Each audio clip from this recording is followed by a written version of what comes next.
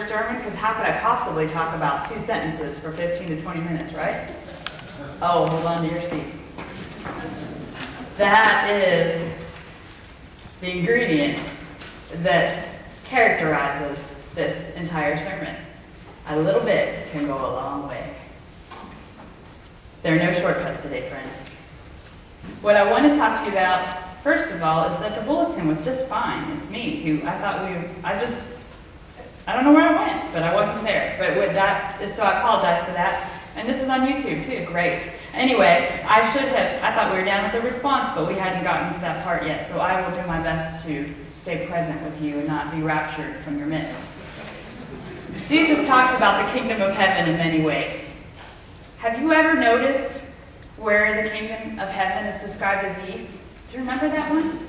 It's not really the one that sticks in our mind, is it? It's tucked right after the much more commonly known verse where the kingdom of heaven is like a mustard seed, right? You know that one. Sowed in the field, it's the smallest of all the seeds, but it has the potential to grow to be the greatest of shrubs and become a tree so large that the birds can put their nests in the tops of the tree. Then it goes on to say, the kingdom of heaven is like yeast that a woman mixes with 3 measures of flour until it is all leavened. And then you move right on to the next story. Okay, right? But if we stop and listen to it, Jesus continues in the tradition of the prophets of old. The prophets of old were powerful because they were able to communicate a lot with a few brief words. Short and sweet. That's had powerful meaning. It's the same thing with a parable. Because a parable can mean so many different things. It has so many different angles to look at because it is small. You can examine it from several different sides and find lots of different interpretations.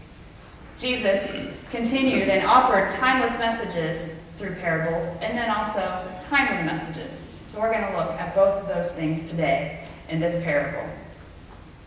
See, growing up, my mom and all of my grandmothers made our bread. So when I hear this parable about the kingdom of heaven is like yeast that the woman takes, well, first you know this, if it's dry yeast, you have to activate it with warm water. They would take some tiny little yeast, and then I hear it, and mix it with 3 measuring cups of flour. Right? No. Look more closely. It doesn't say 3 measuring cups. It says 3 measures of flour. Some translations also say, if you read it in the Hebrew, 3 ephahs of flour, or in the Greek, 3 setas of flour. This is a lot of flour. This is not cups of flour.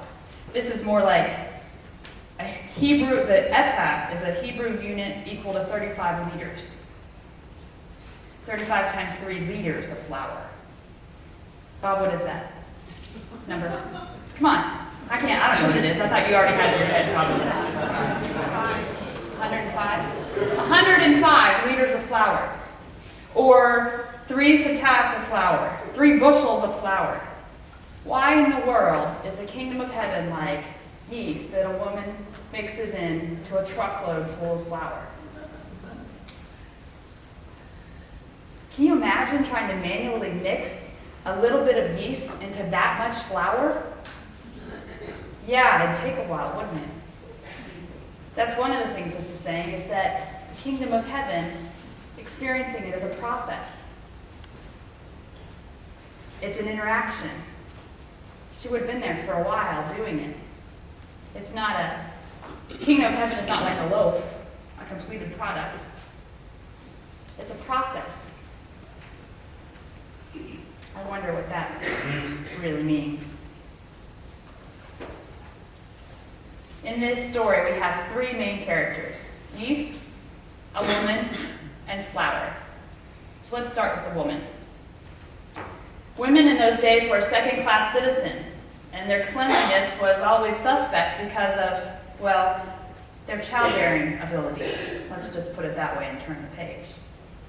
So it's a little radical to cast a woman as a character in a comparison about the kingdom of heaven. But more radical than that was to say that the kingdom of heaven was like a chunk of old, moldy bread. But you see, this leaven was what was used to make the next dough rise. This little bit of the leftover is what made the next batch. Leaven was the decayed, corrupt, fermented bread that if you mixed it in was the yeast.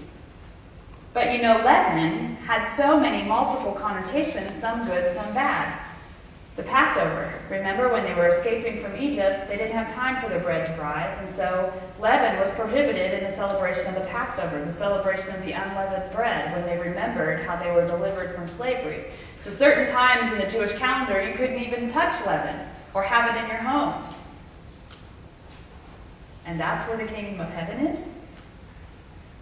But on other hands, leaven was part of what was used to make an offering that was taken on a regular basis. So it was this mixed bag of good and unclean, of positive, and is that negative or is that not? Leaven, a change agent. I wonder through this parable what Jesus was saying. Maybe Jesus was saying that contrary to their expectations, the kingdom of heaven is not only for the clean. The kingdom of heaven includes those with baggage, the second-class citizens, the ones of questionable cleanliness, the ones that are unfriendly, the ones that might be dirty, dried out, kind of crusty. All of that is in the kingdom of heaven. Is this not good news? All of us are in the kingdom of heaven. But notice it doesn't say that they stay bad. Once they're put into the mix, once this little bit of yeast is mixed with the flour, it becomes something glorious, fresh bread. The dough and the yeast are redeemed through activating their purpose to become bread.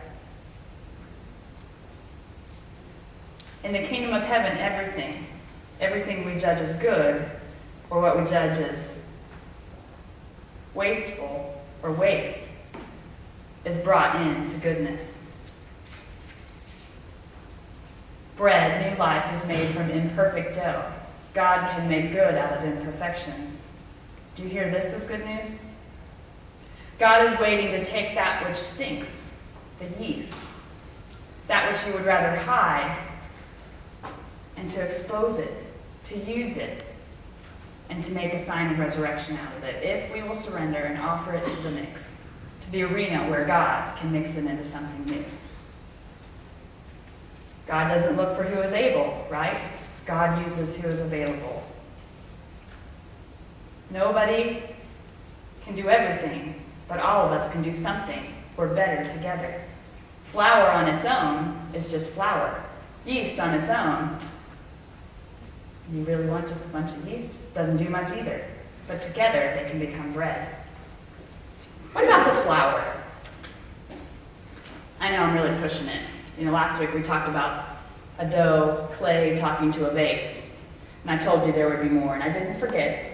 But it's a first Sunday, so we're going to have communion. So you'll have to stay tuned one more week to find out why clay talked to vase and what happens next. I know you're on the edge of your seats, and that's why all of you are here. Well, the suspense continues. Flour. Do you think the flour said, please mix me with stinky yeast and subject me to a fire? Burn me so that I can be something else? Probably not. Flour is kind of like the status quo in this story. Fine, doing okay, clean, not bothering anybody. And all of a sudden is injected with yeast and mixed up. Change is thrust upon the flour. The yeast knows that it's a change agent, right? What do you think they say when they're together? Get away from me, don't touch me, you're stinky. Oh, I have to be there. I'm called to do this. Let me change you. Let me be an agent of change. No, stay away. You have to use a lot of imagination. Maybe it's because I have toddlers. Come on, you can do it. What or who could be the yeast in your life? What or who could be the yeast in the church? Who or what is the change agent around us? That's easier for you to imagine.